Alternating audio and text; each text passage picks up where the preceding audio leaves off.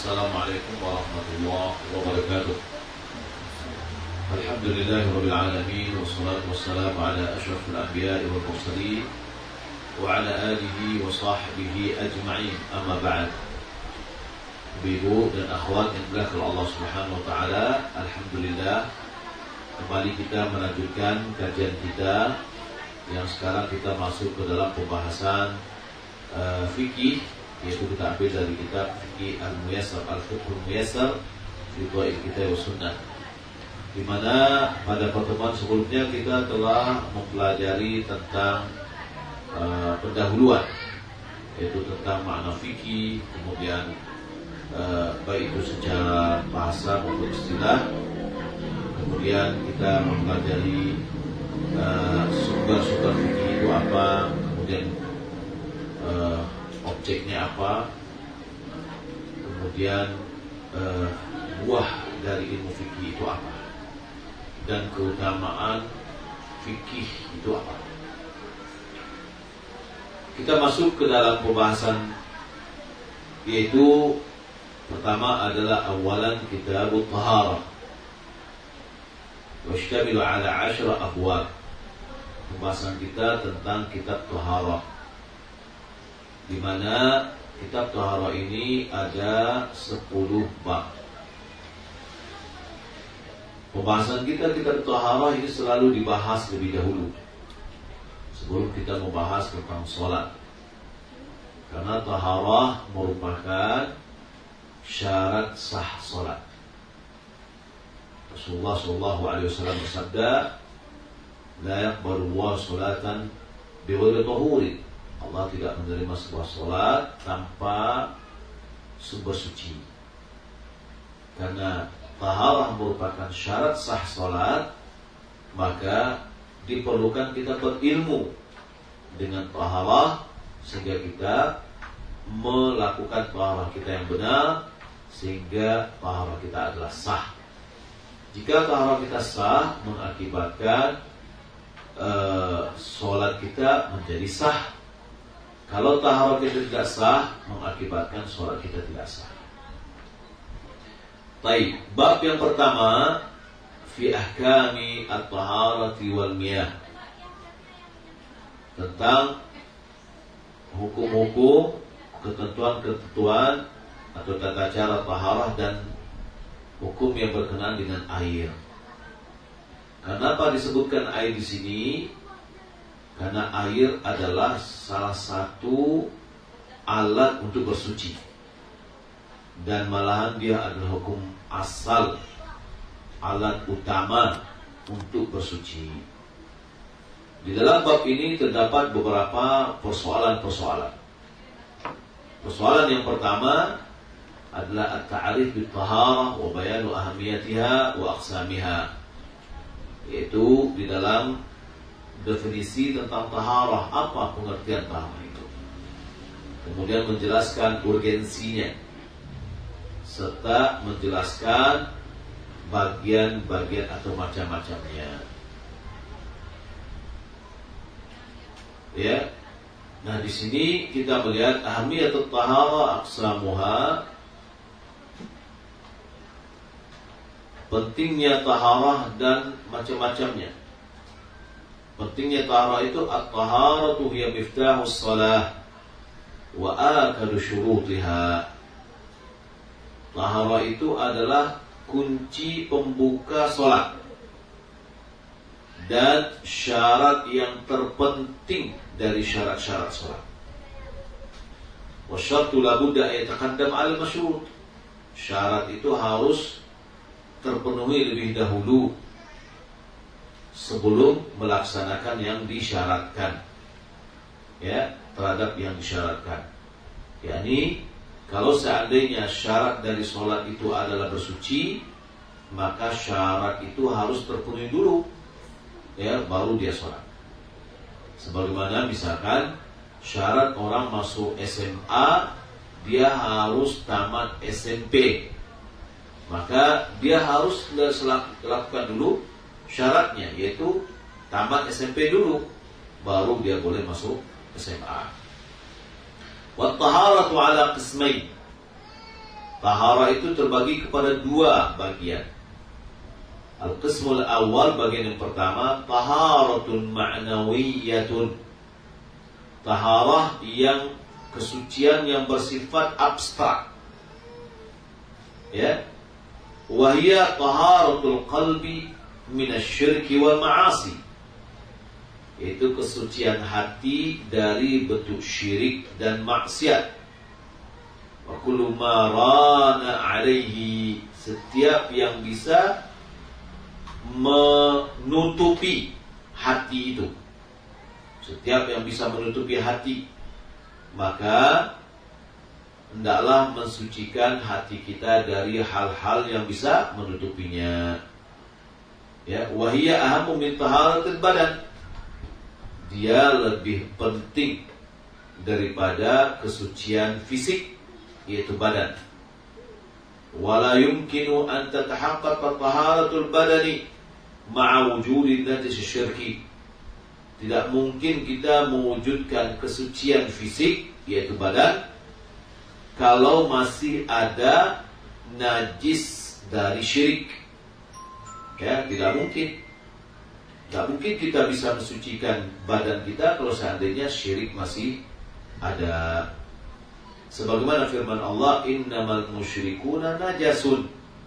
Orang-orang musyrik itu adalah najis. Mungkin dia mandi, ya, tapi tetap juga najis. Karena najis di sini adalah najis ma'nawi yang abstrak yang ada pada diri mereka. Nah, kemudian tadi disebutkan bahwa syirik dan maksiat itu adalah menutupi hati. Sebagaimana hadis Nabi SAW, "Idza adnaba al-mu'min dzamban nuqita fi qalbihi nuqtat sauda." Apabila seorang hamba, orang mukmin berbuat dosa, maka ada noda hitam di hatinya. Wa intaba wastaghfara qausa. Ya, kalau seandainya dia bertaubat, beristighfar, maka hitam tadi hilang. Tapi kalau dia tambah, dia akan bertambah lagi hitamnya. Ya. Adapun yang kedua, macam atau bagian taharah yang kedua adalah taharatul hissiyah.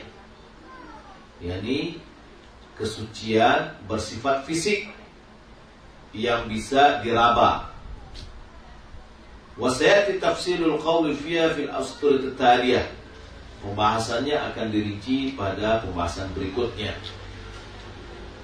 Ya. Jadi pembahasan kita ketika kita membahas di sini adalah taharah hissiyah. Taharah ma'nawiyah ini kapan kita pelajari?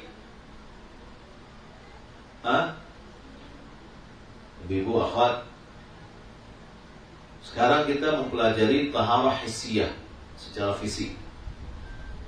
Taharah ma'nawiyah ini kapan?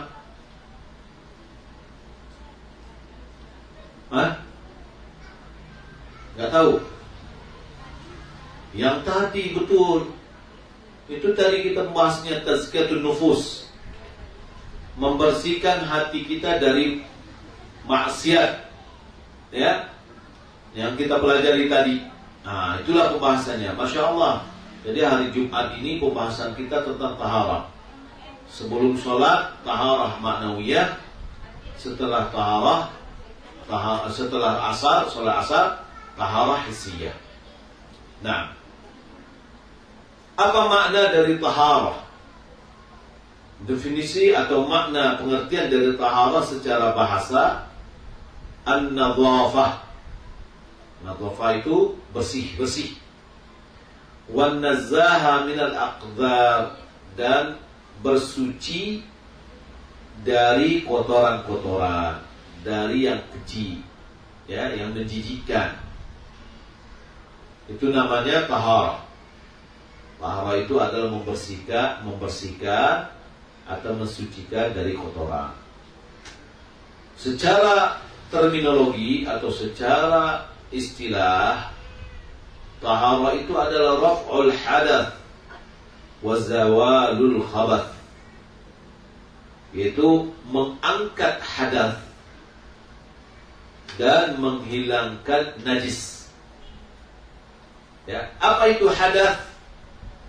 Hadath adalah hukum yang ada pada diri seseorang yang menghalanginya untuk mengerjakan sholat dan semisalnya dari hal-hal yang mensyaratkan taharah. Ya, jadi hukum dia tidak berbentuk fisik, tapi dia adalah berbentuk hukum yang menghalangi seseorang untuk mengerjakan sholat atau yang ibadah yang lain mensyaratkan taharah. Ya. Nah, wa huwa naw'an. Hadas ini terbagi kepada dua. Hadas asghar yang kecil. Wa huwa alladhi yaqumu bi'adha'il wudu', yaitu dengan cara dengan membersihkan yang berada di anggota-anggota wudu, kal kharij min as-sabilaini min baul wa gha'id wa yartafi' hadha bil wudu. Contoh dari hadas itu seperti keluarnya sesuatu dari dua jalan, seperti kencing atau putaran besar, air besar. Maka untuk menghilangkannya, mengangkatnya dengan cara berwudu. Wa hadatsul akbar wa huwa alladhi yaqumu bil badan kullihi. Ya. Hadas besar itu pada seluruh tubuh. Hadas kecil hanya di anggota-anggota wudu saja. Ya. Jadi hadas besar di seluruh tubuh seperti junub. Maka karena hadas besar itu berlaku pada seluruh tubuh, akhirnya harus diangkat dengan cara mandi dengan sekujur tubuh. Adapun hadas kecil hanya ada pada anggota-anggota wudu saja.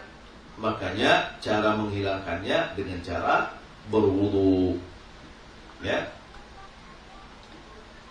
Maka dengan demikian bisa kita simpulkan bahwa taharah itu taharatul hadath, yang mensucikan diri dari hadath, al-kubra dengan cara mandi, as-sughra dengan cara berwudu. Pengganti dari keduanya ketika kita tidak bisa memakai air adalah dengan tayamum. Ya, dengan tayamum. Jadi tayamum itu pengganti ketika kita tidak mampu memakai air. Adapun khabas tadi kita sudah sebutkan adalah najasah, yaitu najis. Jadi taharah, ketika kita bicara taharah berarti dia meliput mencakup pada dua hal. Yang pertama adalah raful hadath, menghilangkan hadath. Hadath itu adalah hukum yang melengket pada seseorang yang menghalang dia sholat jika ada sebabnya. Ya, sebab hadas itu apa? Kencing, buang air besar, atau junub. Itu adalah sebab dari hadas. Wal muradu bi irtifa'il hadath, maksud dari menghilangkan hadas itu izalatul wasfi al-mani' min as-salati bi isti'malil ma'i fi jami'il badan. In kana hadatsu akbar wa in kana hadatsan asghar yakfi mururuhu ala a'dha'il wudu'i bi niyyatin. Menghilangkan hadas itu adalah menghilangkan hukum yang menghalangi dari sholat dengan cara memakai air untuk ke seluruh tubuh. Jika seandainya itu adalah hadas besar. Apabila dia adalah hadas kecil, cukup dengan mengalirkan air itu ke anggota wudu yang diiringi dengan niat. Wa in faqada al-ma' aw 'ajiza anhu, jika seandainya tidak menemukan air atau tidak mampu memakainya, ista'mala ma yanubu anhu, dia memakai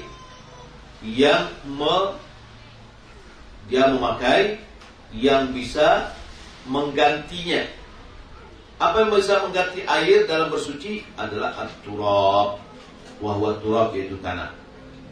Ala wasfil ma'mur biha syar'an. Lalu bagaimana caranya kita bertaharah dengan tanah? Yaitu dengan tata cara yang diperintahkan secara syariat. Jadi tidak bisa kita membuat, ya, ini insyaallah akan dijelaskan cara-cara bertayamum nanti di bab tayamum. Wal muradu bizawalil khabath, yang dimaksud dengan hilangnya khabath ai zawalul najasati minal badani wath thawbi wal makan, yaitu menghilangkan najis dari badan, pakaian dan tempat. Karena ini adalah salah satu syarat dari syarat sah salat. Pakaian kita harus bersih dari hadas, dari najis, badan kita harus bersih dari najis, dan tempat salat kita harus bersih dari najis. Fattaharatul hissiyah ala naw'ain. Taharah hissiyah, yaitu taharah secara fisik, ada dua macam. Taharatun hadathun wa takhtassu bil badan, wa taharatun khabathun wa takunu fil badani wa thawbi wal makan. Jadi hadas, taharah mensucikan secara fisik itu ada dua. Yang pertama mensucikan secara hadas, dia hanya berlaku untuk di badan saja.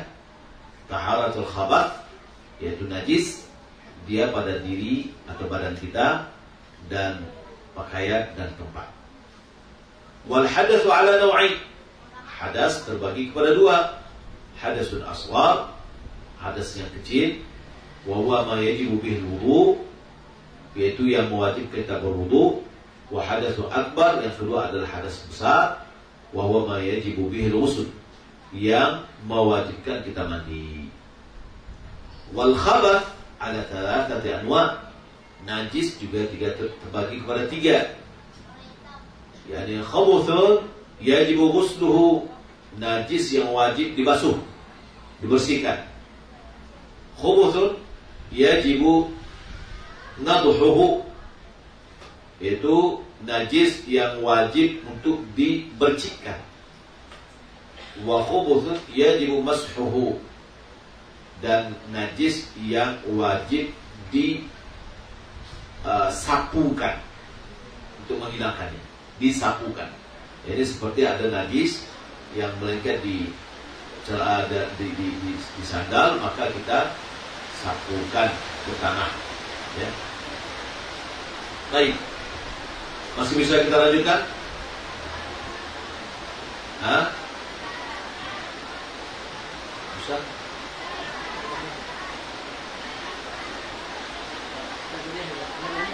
Nggak kedengaran.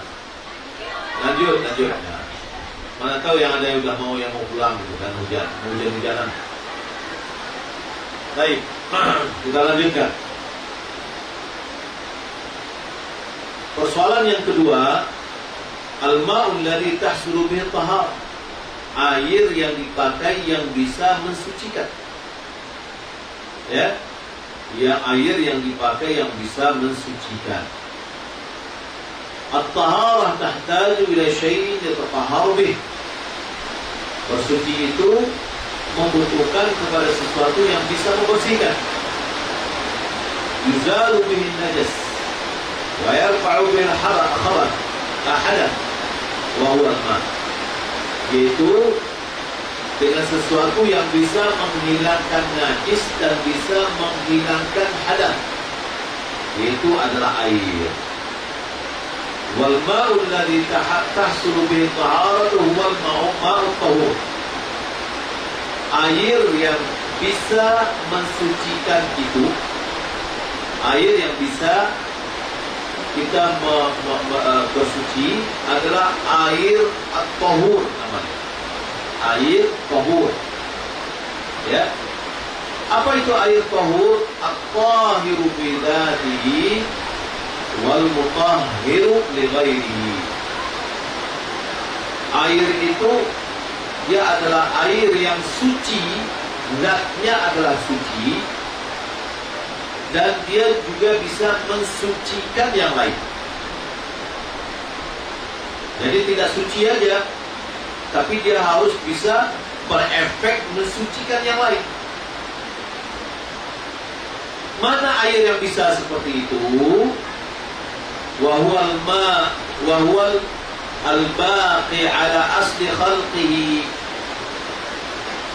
Dia adalah air yang masih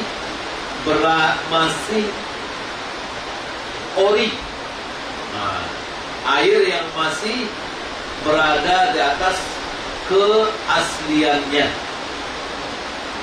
Dia masih berada di atas keasliannya.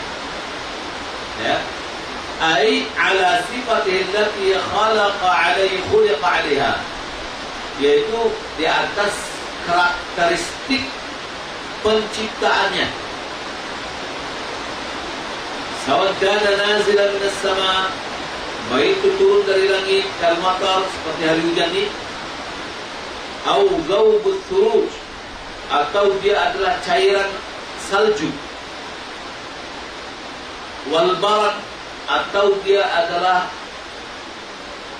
air es, ya, au jariyan fil ardh, atau dia yang mengalir di atas permukaan bumi, kama'il anhar, seperti sungai, wal uyud, mata air, wal abar, air sumur, wal bihar, atau laut. Nah, laut walaupun dia asin, karena ciptaannya seperti itu, maka dia adalah air tahur. Jadi kalau ibu-ibu dan akhwat berwudu dengan air laut, tidak ada masalah, karena dia adalah air yang tahur. Baik, kalau seandainya kita berada di tepi sawah, ya, lalu ada genangan air di atas lumpur sawah itu, di atas laut, ya, maka itu adalah air suci. Atau kita pergi ke hutan atau ke rawa-rawa, kita melihat airnya berwarna coklat, hanya bedanya dengan teh, ya, mirip dengan teh, ya, terasa sedikit payau misalkan. Itulah penciptaan terhadap air itu. Maka air itu boleh kita pakai untuk berwudu, boleh kita pakai untuk mandi, ya, mandi dari junub, karena dia di atas karakteristik dari ciptaan yang telah Allah ciptakannya.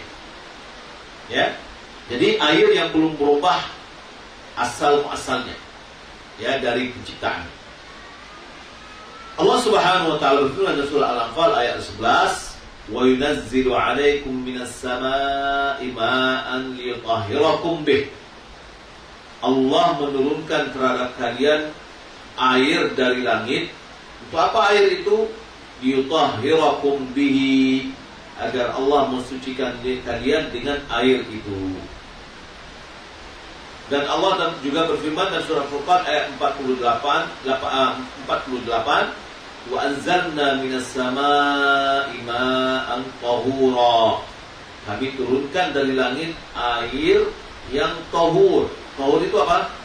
Suci dan mensucikan. Suci dan mensucikan. Apa kriterianya? Adalah air yang masih berada di atas keaslian air itu. Ya, dia berada atau dia tetap dalam sifat atau karakteristik dari penciptaan. Waliqauli Nabi sallallahu alaihi wasallam, Nabi mengatakan, "Allah maghsilni min khataayaya bil ma'i wath thalji wal barad." Ya Allah, bersihkan atau sucikan atau bandikan aku dari dosa-dosaku. Ya, dibersihkan aku, sucikan aku dari dosa-dosaku dengan air dan salju serta barat. Barat itu adalah batu es, ya, yang turun dari langit. Sabda Nabi Shallallahu Alaihi Wasallam tentang air laut, wat tahuru ma'uhu al-hilu maitatu. Airnya tahur, suci dan mensucikan, ya, dan bangkainya adalah halal. Wala tahsulu taharatu bima'i'in ghairil ma'. Bersuci tidak bisa terwujud dengan cairan selain dari air. Ya, ada selain dari air, ada cairan. Tapi bisakah cairan itu untuk mensucikan kita? Jawabannya tidak. Seperti khal, seperti cuka misalkan. Apalagi yang cairan bensin. Ya, ada yang berwudu dengan bensin misalkan tidak sah wudunya. Ya, tinggal kasih korek api. Ya, wal asir atau berwudu dengan jus atau lemon. Ya, diperas lemon kemudian dia berwudu, ya. Wa ma syabaha dzalik, atau yang semisal dengannya. Artinya cairan-cairan selain dari air itu tidak bisa mensucikan, walaupun dia suci sendiri. Ya, suci, bukan najis. Suci lawannya najis. Ya. Liqauli ta'ala, falam tajidu ma'an fatayammamu sa'idan thayyiba. Kalian tidak mendapatkan air, maka bertayamumlah dengan tanah yang baik. Ya, maksudnya, falau kanat at-taharatu tahsulu bima'in ghairil ma' lanaqala 'adimul ma'i ilayhi wa lam yaqul illa turab. Kalau seandainya bersuci bisa terwujud dengan cairan selain daripada air, maka pastilah ada gagasan suruh bagi orang yang tidak mendapatkan air untuk memakainya, tidak pindah kepada tanah. Tapi sekarang jika dia tidak mendapatkan air, maka hendaklah dia memakai tayamum, memakai tanah, ya, tidak dengan cairan yang lain. Intinya, ya, bagaimana dengan kalau berwudu dengan santan?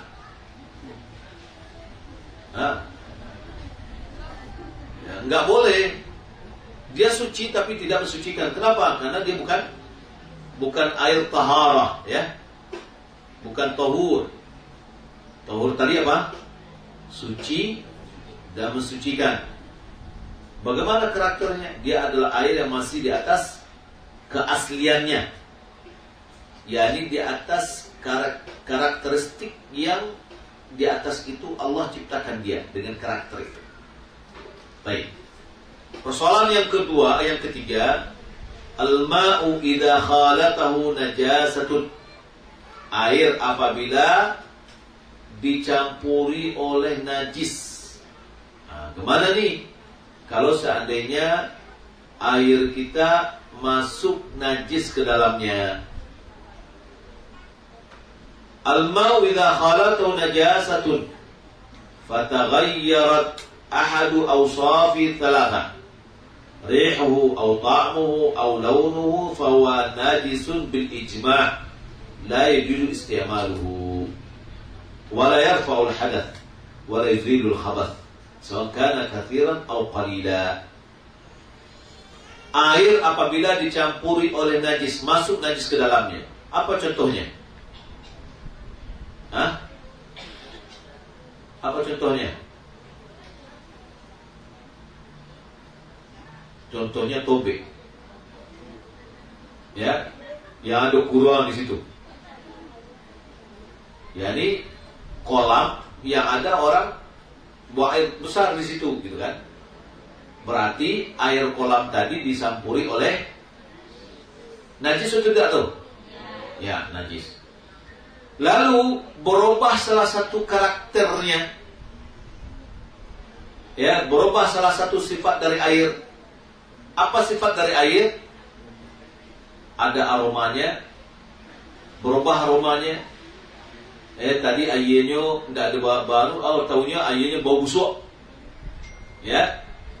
Atau rasa air kan ada. Ya. berubah rasanya atau berubah warnanya.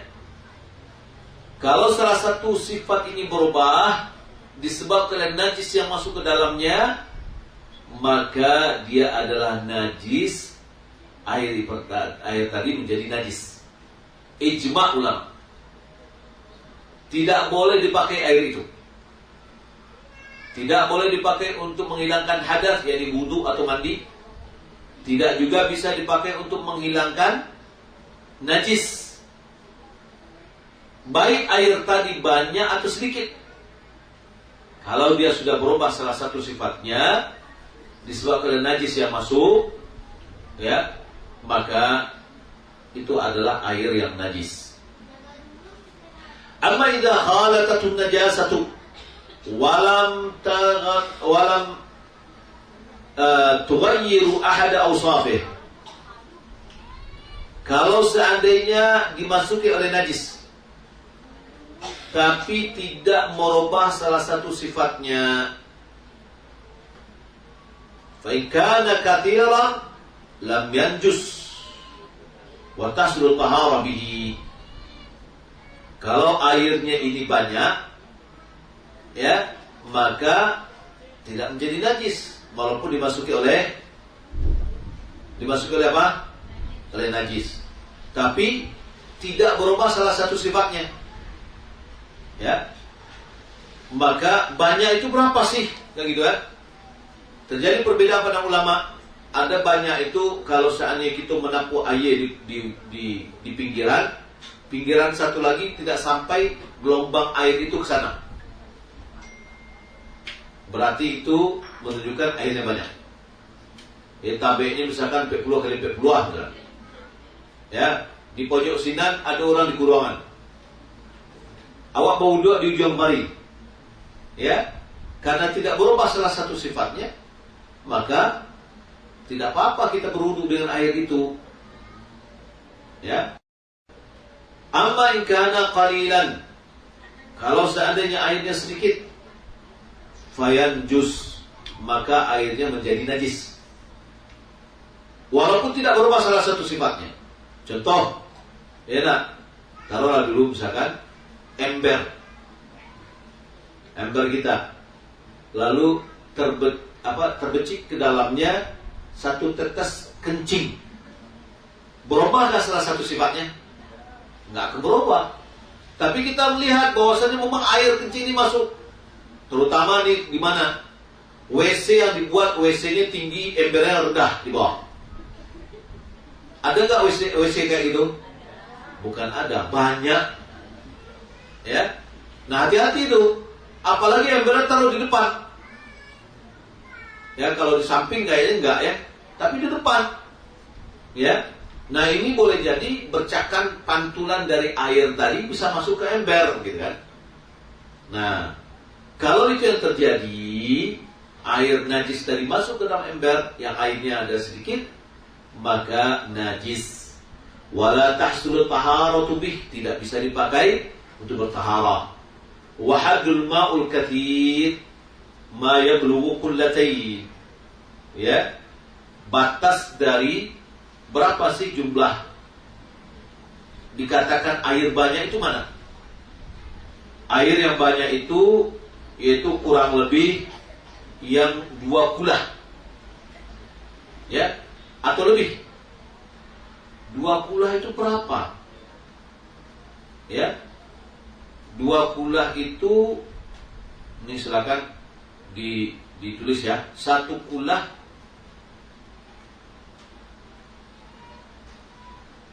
sama dengan jarrah, ya. Dia kurang lebih 93 sa' atau sama dengan 160 liter 1 kulahnya.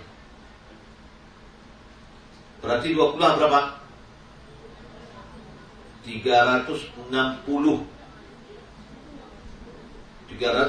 liter. Ya, 360 liter. Jadi semeter kali semeter kali semeter itu sudah 1 kulah atau belum? 2 kulah atau belum? Hah? Ibu, 1 kali 1 kali 1, 1 meter kali 1 meter, 1 kali 1 meter. Itu udah lebih dari 20 atau belum? Udah? Hah? Karena dia sudah lebih. 1 kali 1, 1 kali 1 itu 1 kubik. 1 kubik itu 1000 liter. Ya. Nah, jadi kalau misalkan berarti 360 liter, ya, 360 liter itu 2 kulah. Jika airnya 360 liter atau lebih, berarti itu dianggap air yang banyak. Ya. Wal qalilu ma duna dzalik, dihitung sedikit apabila dia kurang dari situ. Berarti termasuk 1 drum itu air sedikit tuh. Kenapa? Isi 1 drum itu isinya 200 liter. Ya. Baik. Wa dalilu ala dzalik, mana dalilnya? Adalah hadis Abi Sa'id Al-Khudri radhiyallahu ta'ala an, qala Rasulullah sallallahu alaihi wasallam, "Innal ma'u tahurun la yunajjisu syai'un." Air itu suci, tidak ada yang bisa menajiskannya. Hadis Ibnu Umar, dia mengatakan Rasulullah SAW bersabda, "Idza balaghal ma'u qullataini lam yahmilil khabath." Kalau air sudah sampai 2 kulah tidak membawa najis. Artinya dia tidak terkontaminasi oleh najis. 2 kulah tadi berapa? Nah, jadi kalau misalkan silakan kalau mau bikin bak, bikin baknya 2 kulah. Ya, bukan 2 bak ya, tapi ukurannya 360 liter. Baik. Kita lanjutkan. Tadi adalah air yang bercampur dengan najis. Kesimpulannya, apabila najis masuk dan berubah salah satu sifat air, maka air itu najis.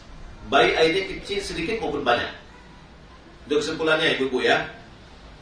Apabila najis masuk tapi tidak merubah salah satu sifatnya, maka dia menjadi kepada 2 bagian. Jika seandainya airnya banyak, maka tidak apa-apa. Tapi kalau airnya sedikit, maka menjadi najis. Berapa batas membagi antara banyak dan sedikit? Adalah 2 kulah. Kalau 2 kulah lebih, itu namanya banyak. Di bawah dari 2 kulah, itu adalah sedikit. Baik. Apabila air al-ma'u idza khalatahu tahirun, air apabila dicampur oleh zat yang suci. Apa contohnya? Sabun misalnya. Sabun itu suci itu tidak? Hah? Ketika kita mandi, mencompong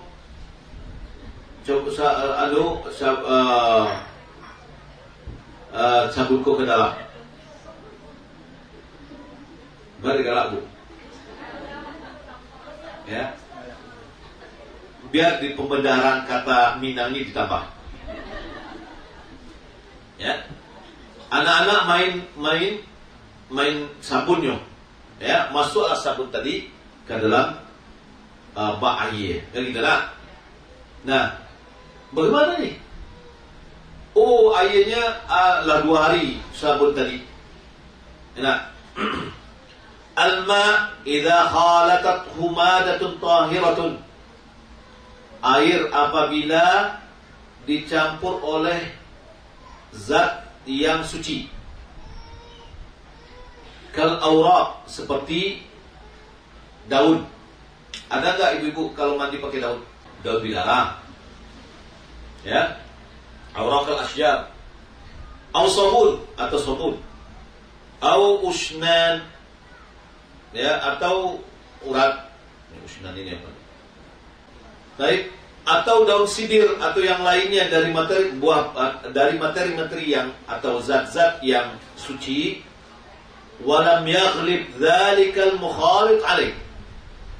Tapi yang bercampur, yang masuk tadi tidak mendominasi air. Fassahihu annahu tahurun yajuzu tatahhur bihi min al-hadath wan najasah. Jadi tidak dominan, tidak mendominasi. Maka yang benar bahwa dia adalah tahur, mensucikan, boleh bersuci dengannya dari hadas dan najis. Karena lianna Allah Ta'ala qala wa in kuntum marda aw ala safarin aw ja'a ahadun minkum min al-gha'iti aw lamastum an-nisa falam tajidu ma'an fatayammamu sa'idan tayyiban famsahu bi wujuhikum wa aydikum minhu. Wal lafdul ma', lafaz air yang disebutkan falam tajidu ma'an dalam ayat nakirah fi siyaq nafi, dia dalam bentuk nakirah yang tidak tertentu dalam redaksi penafian. Fa ummu kullama, meliputi seluruh air. Wala farqa bainal ma'il khalid aw al makhlud. Tidak ada perbedaan antara air yang khalis, yang murni, atau air yang bercampur. Ya, coba kita lihat. Dia qauli Nabi sallallahu alaihi wasallam kepada wanita-wanita yang memandikan anaknya, putrinya, apa kata Nabi? Ighsilna thalathan aw khamsan aw akthar min dzalik in ra'aytunna. Mandikan dia 3 kali atau 5 kali atau lebih dari itu jika kalian pandang perlu. Bima'in wasidrin, dengan air dan daun sidir. Waj'al fil akhirati kafuran aw syai'an min kafur. Jadikan yang terakhirnya itu adalah kapur barus atau sedikit dicampur dengan kapur barus. Kapur barus itu suci atau tidak? Suci. Maka ketika dicampurkan dalam air dan dia tidak mendominasi, maka tetap dia mensucikan, bisa dipakai memandikan jenazah. Baik. Kalau seandainya ada air, masukkan teh di dalamnya, boleh tidak kita berwudu dengan air teh? Ibu, nah, ini air nih, air putih, terus masukkan teh di dalamnya. Airnya suci atau tidak suci? Suci. Boleh nggak kita bersuci dengannya? Kenapa? Karena dia sudah mendominasi. Tidak namanya air lagi, tapi teh. Kopi dimasukkan ke dalam air, jadinya kopi. Ya, begitu juga susu dan seterusnya.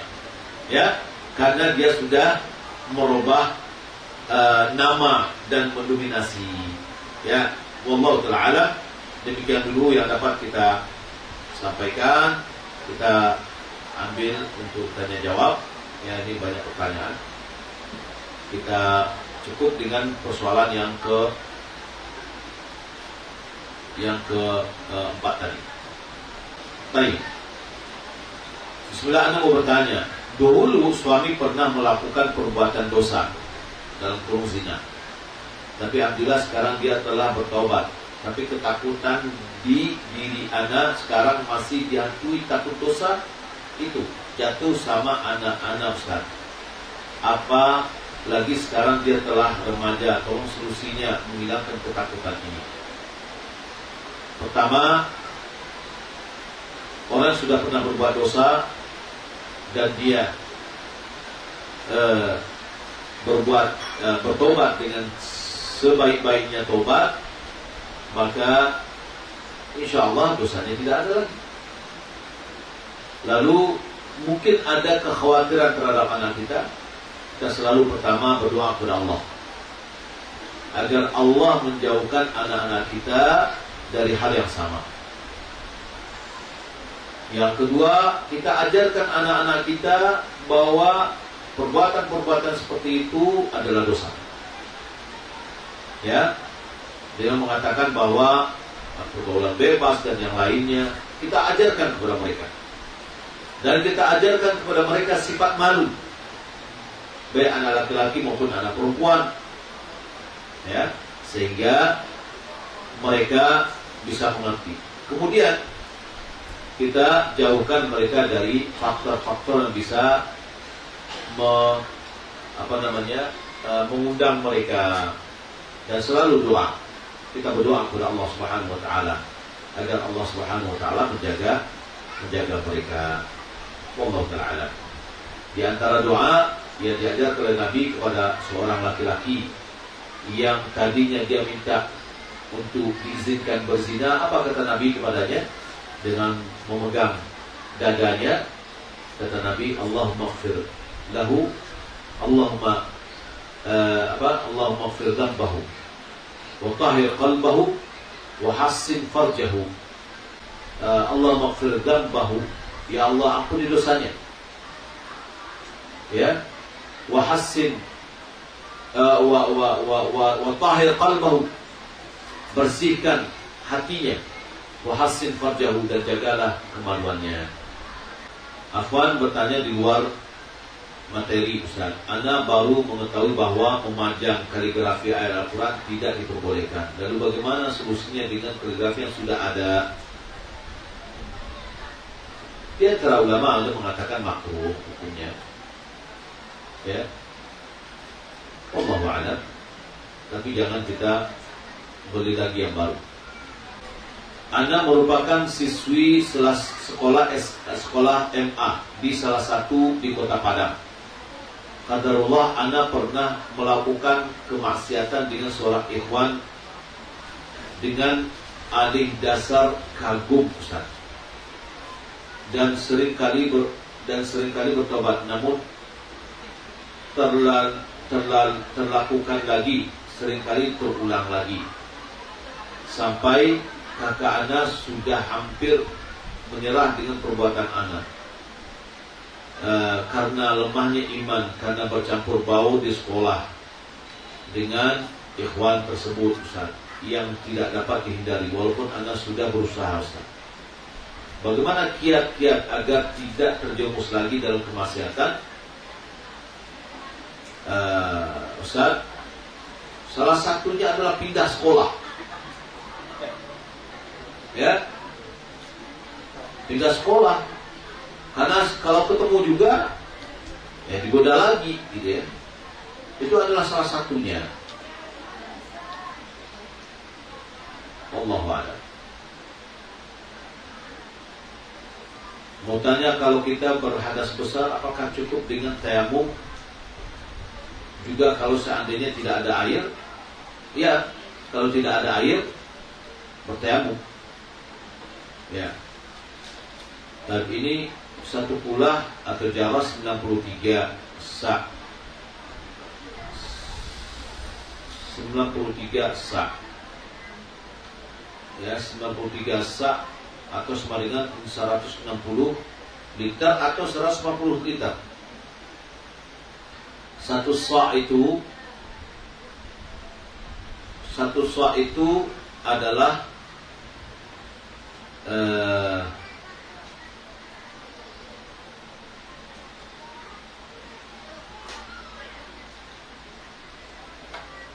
coba kita lihat nanti, ya. Saya lihat tadi dalam buku dibikin tulis 160. Satu sa' itu ada 4 mud.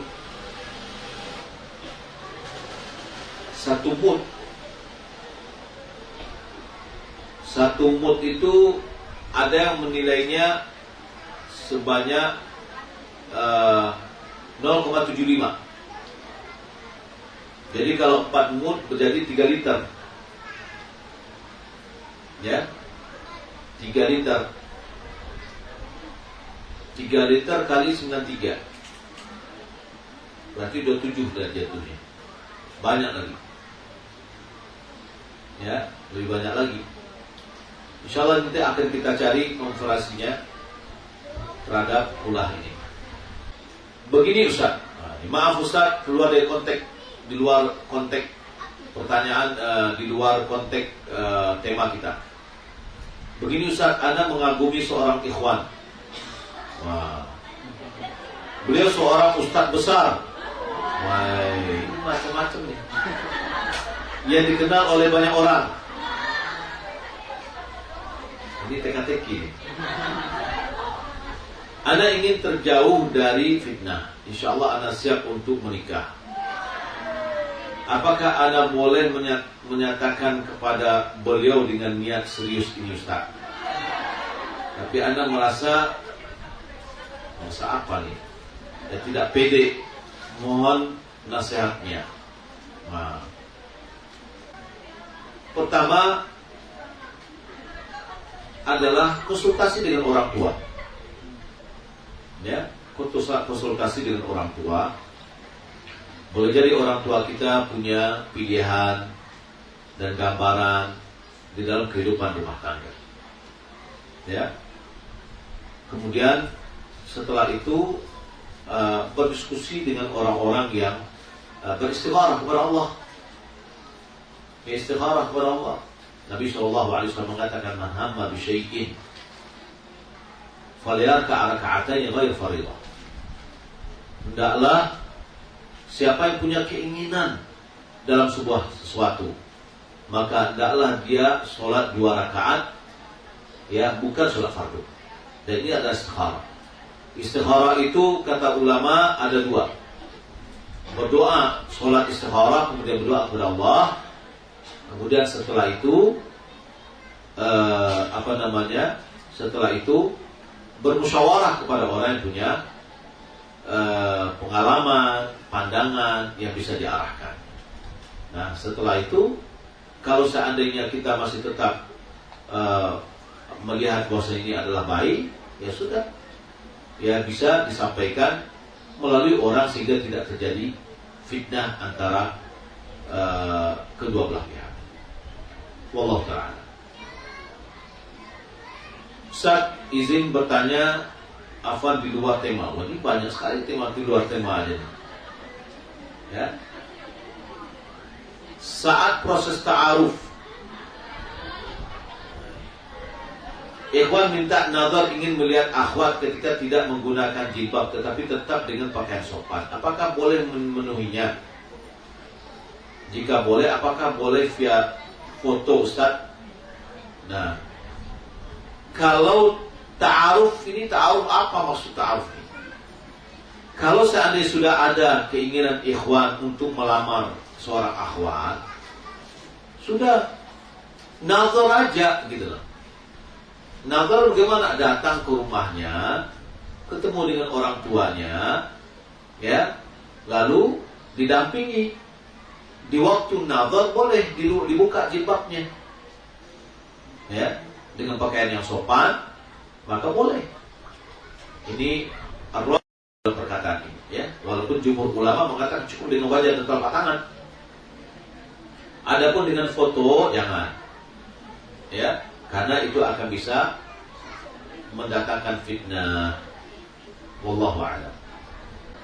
Afwan Ustaz, Anda izin bertanya, seperti hadis yang Ustaz sebutkan bahwa salah satu golongan manusia yang tidak akan masuk surga atau mencium bau surga adalah wanita berpakaian namun telanjang. Maksudnya bagaimana ya Ustaz? Apakah artinya mereka tidak akan masuk surga selama-lamanya atau masuk surga juga pada akhirnya? Misalnya ada wanita seperti itu namun dia tetap mentauhidkan Allah. Ya. Ini adalah hadis ancaman namanya. Hadis ancaman, di mana orang yang diancam masuk api neraka, yaitu orang yang berpakaian, wanita dia berpakaian tapi telanjang, yakni tidak menutup aurat. Ini adalah orang yang boleh jadi akan terancam untuk masuk api neraka. Apakah dia kekal? Selama dia bertauhid kepada Allah, dia tidak kekal dalam api neraka. Ya, ulama sepakat mengatakan bahwa perbuatan syirik menyebabkan kekal dalam api neraka, dosa di bawah dari syirik menyebabkan tidak kekal dalam api neraka. Saat anak pekan lalu saya habis nazar dengan seorang ikhwan. Nah, ini di luar tema lagi ya. Namun sampai saat ini belum ada kabar darinya. Anda tidak tahu apakah dia ingin lanjut di tahap berikutnya atau tidak. Apakah sebaiknya Anda tunggu saja atau Anda tanyakan kepada dia? Tanyakan kepada dia. Ya. Tanyakan kepada dia. Kenapa? Ya jangan kita digantung nggak pakai tali. Ya, kalau gantung pakai tali, puji kamu itu. Nah, jaleh lo tali ko diputuan itu tidak diputuan. Baik. Anda masih sering bermalas-malas dan telat bangun sholat subuh. Wah, ini bagaimana nih calon ibu-ibu malas-malas bangun sholat subuh, ya? Anda menyadari hal tersebut disebabkan dari dosa-dosa Anda. Bagaimana Ustaz kiat Anda agar bisa menghindari sifat malas-malas tersebut dan mulai tepat waktu sholat subuh? Pertama, hindari penyebab terlambat. Apa? Tidurlah lebih awal. Tidur lebih awal biasanya kita akan bangun lebih cepat. Karena tubuh kita ini merasa 5 jam itu sudah lama untuk tidur. Kemudian yang kedua, jangan lupa berdoa sebelum tidur dan memohon kepada Allah agar dibangunkan. Ya. Kemudian yang ketiga, kita pakai hal-hal yang bisa menyebabkan kita terbangun, seperti jam beker kita. Alarmnya kita taruh di dekat telinga kita, ya, dalam jam waktu yang sebelum subuh, sehingga kita bangun lebih awal. Wallahu a'lam. Oh iya, 160 tadi 20 jadi 320 ya, salah. Bukan 360. Maaf. Baik.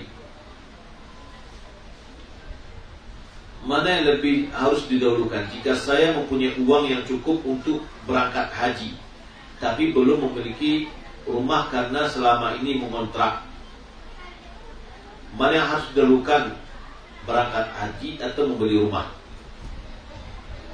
Kewajiban seorang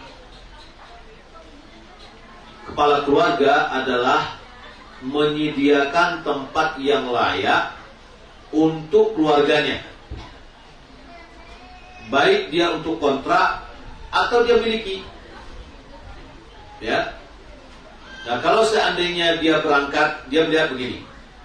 Berangkat haji, kita mendaftar butuh waktu yang panjang. Sementara kalau kita membangun rumah, ya, memperlambat kita berangkat haji. Kalau menurut saya, wallahu a'lam, lebih baik kita berangkat haji, dan haji itu akan menghilangkan kefakiran. Maka rumah insyaAllah mungkin bisa dibeli setelahnya. Nabi SAW mengatakan, tabi'ul hajj wal umrah, fa'innahuma yanfiyanil faqr wal dhunub kama yanfir kir khabatal hadid. Ikuti haji dan umrah. Sesungguhnya keduanya, haji dan umrah, itu menghilangkan kefakiran dan dosa sebagaimana pompa, ya, menghilangkan karatan-karatan besi. Baik.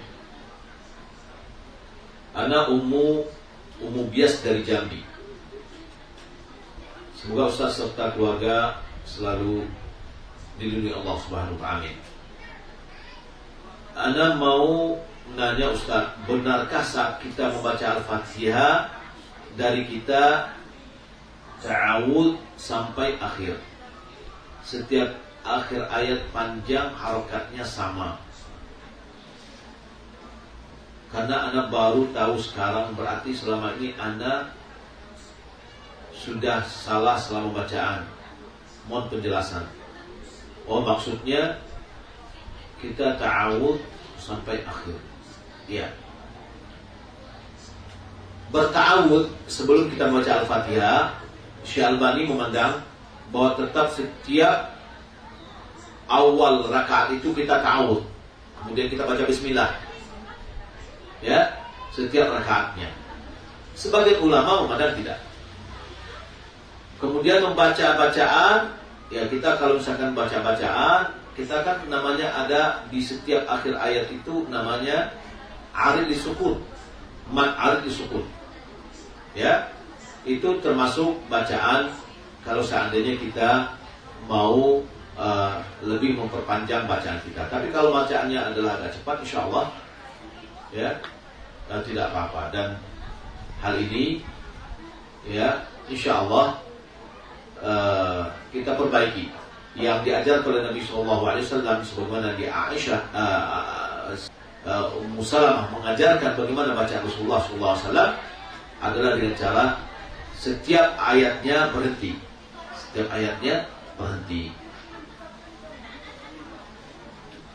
Izin bertanya, ketika kita sholat lalu mimisan, apakah sholat dilanjutkan atau berhenti dan diulang untuk berwudu, Bu ya? Kalau darahnya sedikit bagaimana? Atau banyak? Kalau banyak kita hentikan, kita keluar, ya kita ulangi sholat kita kembali. Tapi kalau sedikit dan kita punya tisu yang bisa membersihkan, lanjutkan aja insya Allah. Kalau sedikit ya, tapi kalau banyak maka adalah keluar. Karena sebagai pendapat mengatakan itu bisa membatalkan wudu. Waktu sholat subuh yang harus diikuti yang mana? Apalagi mau sahur? Biasanya adzan di HP sama dengan adzan di masjid. Ya, untuk sahur, kalau mau kehati-hatian kita, ya di adzan di masjid kita ikuti, ya untuk kehati-hatian.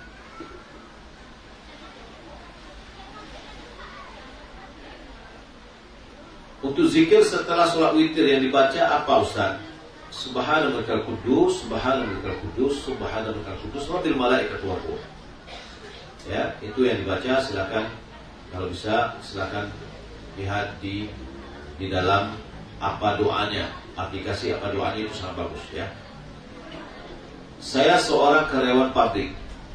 Saat pulang kerja jam 7 malam, mana yang lebih afdol untuk saya sholat isya di pabrik? Ada tempat khusus untuk sholat atau di masjid jami' terdekat di luar pabrik, tapi sering masbuk saat sampai di masjid tersebut. Ya, kalau seandainya seperti itu, sholatlah di masjid jami', ya, walaupun kita masbuk. Wallahu ta'ala, demikian yang dapat kita sampaikan. Semoga bermanfaat. Wassalamualaikum warahmatullahi wabarakatuh.